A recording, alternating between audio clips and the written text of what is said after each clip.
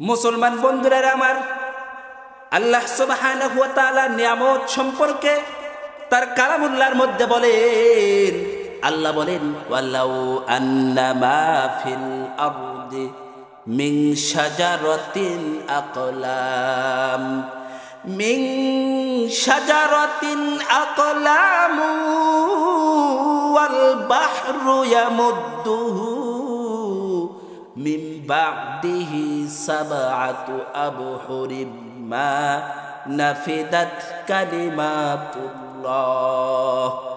ইন্নাল্লাহা আজিজুন হাকীম।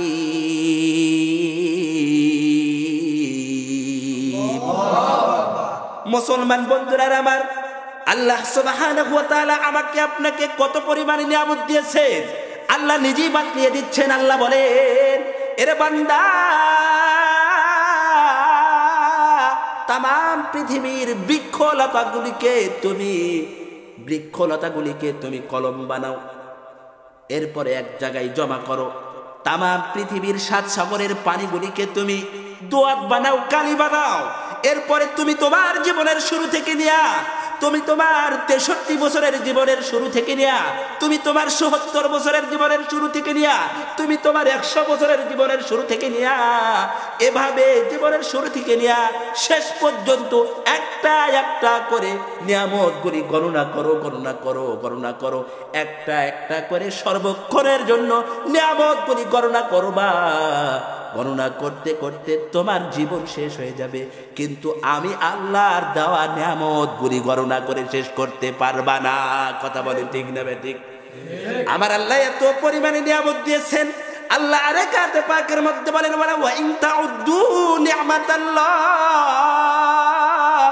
লা তুহসুহা। আল্লাহ বলেন, এ বান্দা, যদি নিয়ামতগুলো গণনা করতে লাগো, গণনা করে শেষ করতে পারবা না, কখনোই পারবা না। এরে বান্দা, তোমাকে কোথাও লক্ষ্য করা লাগবে না। আল্লাহ বলেন, ওয়াফি আনফুসিকুম আফালা তুবসিরুন।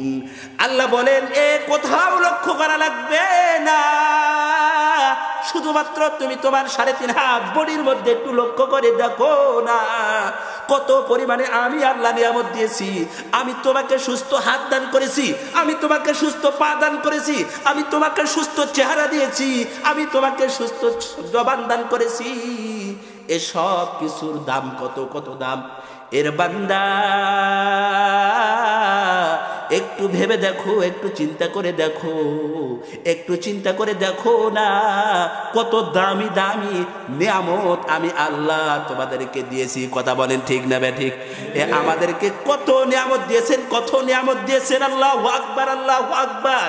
এই সমস্ত নিয়ামতের শুকরিয়া যদি আমি আদায় করি ইবাদত করার মাধ্যমে, আল্লাহ বলেন, লা ইন শাকারতুম লা আযীদান্নাকুম ওয়ালা ইন কাফারতুম ইন্না আযাবি লাশাদীদ।